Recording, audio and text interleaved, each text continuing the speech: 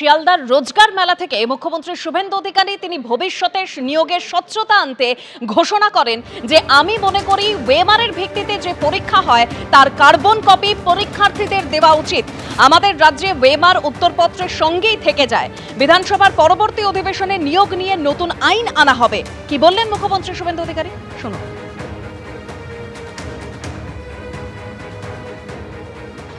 যে ওএমআর ভিত্তিতে যে লিখিত পরীক্ষা হয় তার কার্বন কপি প্রত্যেকটি পরীক্ষায় বসা যুবক যুবতীকে দেওয়া উচিত।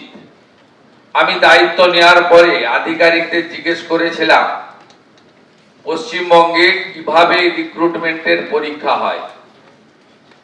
তারা আমাকে বলল ওএমআর পদ্ধতিতে হয়, কিন্তু কার্বন কপিটা খাতার সঙ্গেই থেকে যায়, কেউ নিয়ে যায় না, থাকে carbon copy. It's a very bad practice. Mala fide intention, nepotism, corruption will move a fresh recruitment policy in next budget session of our assembly. আমরা আগামী অ্যাসেম্বলিতে রিক্রুটমেন্ট পলিসির জন্য যে নতুন আইন করা দরকার সেটা করব। আমাদের উদ্দেশ্য থাকবে ওএমআর কার্বন কপি রিটিন পরীক্ষার আমরা যারা পরীক্ষায় বসবেন তাদের দেব, সে প্রভিশন আছে। কিছুক্ষণ আগে নবান্ন থেকে সাংবাদিক বৈঠক করে মুখ্যমন্ত্রী শুভেন্দু অধিকারী ঘোষণা করলেন যে এই জুলাই মাস থেকে আয়ুষ্মান প্রকল্পের সুবিধা পাবে রাজ্য। জুলাই মাস থেকে আয়ুষ্মান ভারতের কার্ড দিতে পারবো। স্বাস্থ্যসাথীর 6 কোটি মানুষকে আশা করছি প্রথম দফায় আয়ুষ্মানে যোগ করাতে পারবো, ঘোষণা করেছেন মুখ্যমন্ত্রী শুভেন্দু অধিকারী।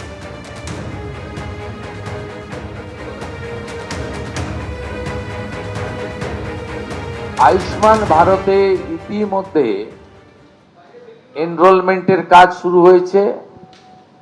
আমাদের বিশ্বাস যে জুলাই মাস থেকে আয়ুষ্মান ভারতের কার্ড আমরা দিতে পারবো এবং তার বেনিফিট গোটা ভারতবর্ষে আয়ুষ্মান ভারত কার্ড হোল্ডাররা পাবেন। আমরা আশা করছি যে স্বাস্থ্যসাথী কার্ডের সঙ্গে যুক্ত এমন 6 কোটিরও বেশি আমরা যারা কার্ড হোল্ডার তাদেরকে আয়ুষ্মান ভারতে এক্ষুনি নিয়ে যেতে পারবো। পরে পরে এই সংখ্যা আরো বৃদ্ধি পাবে এবং যারা নতুন করে আয়ুষ্মান ভারতে যুক্ত হতে চান, স্বাস্থ্যসাথীতে যুক্ত হননি, তাদের ক্ষেত্রেও অপরচুনিটি থাকছে। আমরা জুন মাসের প্রথম সপ্তাহের মধ্যে আয়ুষ্মান আরোগ্য মন্দিরের এগ্রিমেন্ট দিল্লিতে করার সিদ্ধান্ত নিয়েছি।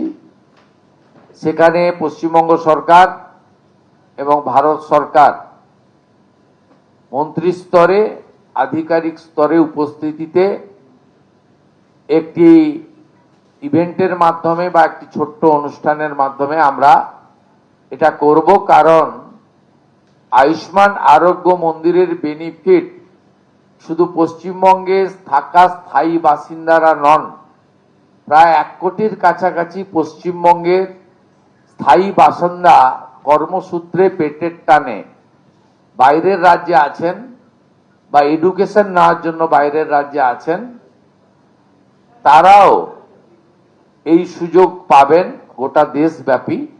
সেই এগ্রিমেন্ট আমরা জুন মাসের প্রথম সপ্তাহে দিল্লিতে করার সিদ্ধান্ত নিয়েছি। মুখ্যমন্ত্রী শুভেন্দু অধিকারী তিনি এও বলেন যে আগের সরকার স্বাস্থ্যের ক্ষেত্রে কেন্দ্রের সঙ্গে বিরোধিতা করেছে, তাই কোটি কোটি মানুষ কেন্দ্রের প্রকল্প থেকে বঞ্চিত হয়েছে। কেন্দ্র রাজ্য সরকারের স্বাস্থ্য বিভাগে এতদিন সমন্বয় ছিল না। কি বললেন শুনুন। বিগত সরকার হেলথ সেক্টরে ভারত সরকারের সঙ্গে সহযোগিতা তো দূরের কথা, বিরোধিতা করেছে, যার ফলে পশ্চিমবাংলায়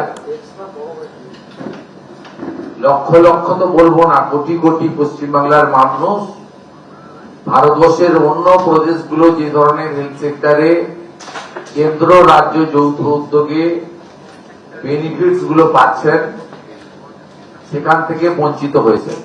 central state political government to government relation তো ছিলই না। প্রশাসকদের মধ্যে বা ব্যুরোক্রেটসদের মধ্যে বা ডাক্তারদের মধ্যে বা হেলথ সেক্টরে যারা দায়িত্বপ্রাপ্ত তাদের মধ্যেও টকিং টার্ম, চিঠিপত্র আদান প্রদান ছিল না। একটা মারাত্মক ধরনের নেগেটিভিটি কাজ করেছে, যার কুফল সর্বত্র আমরা দেখতে পাচ্ছি। এবার স্বাস্থ্যক্ষেত্রে শূন্য পদে নিয়োগে নজর দিচ্ছেন মুখ্যমন্ত্রী শুভেন্দু অধিকারী। তিনি ঠিক কি বলছেন, যে অনুমোদিত পদের মধ্যে মাত্র 53% নিয়োগ হয়েছে। স্বাস্থ্যে নিয়োগ প্রক্রিয়ায় স্বচ্ছতা আনার আশ্বাস দিয়েছেন মুখ্যমন্ত্রী শুভেন্দু অধিকারী। পশ্চিমবঙ্গে হেলথ সেক্টরে ডক্টর, নার্স এবং অন্যান্য ক্ষেত্রে এখানেও স্যাংশন পোস্টের তুলনায় রিক্রুটমেন্ট মাত্র 53%। এটাও আমরা দ্রুততার সঙ্গে আগামী 3 মাসের মধ্যে রিক্রুটমেন্ট পলিসিতে স্বচ্ছতা এনে আমরা মাত্র 53% অ্যাচিভমেন্ট আছে। এটাও জাতীয় গড়ের থেকে অনেক নিচে, যেখানে 98% প্রায় জাতীয় গড়। পশ্চিমবঙ্গে এই হেলথ সেক্টরে রিক্রুটমেন্ট বিভিন্ন সেন্ট্রাল প্রজেক্টে, সেন্ট্রাল মানে স্পন্সর প্রজেক্ট বা আমাদের স্টেট সেন্ট্রালের যৌথ প্রজেক্টে 53% মাত্র হয়েছে, সেটাও আমরা কথা বলেছি। এবিপি আনন্দ, এগিয়ে থাকে, এগিয়ে রাখে।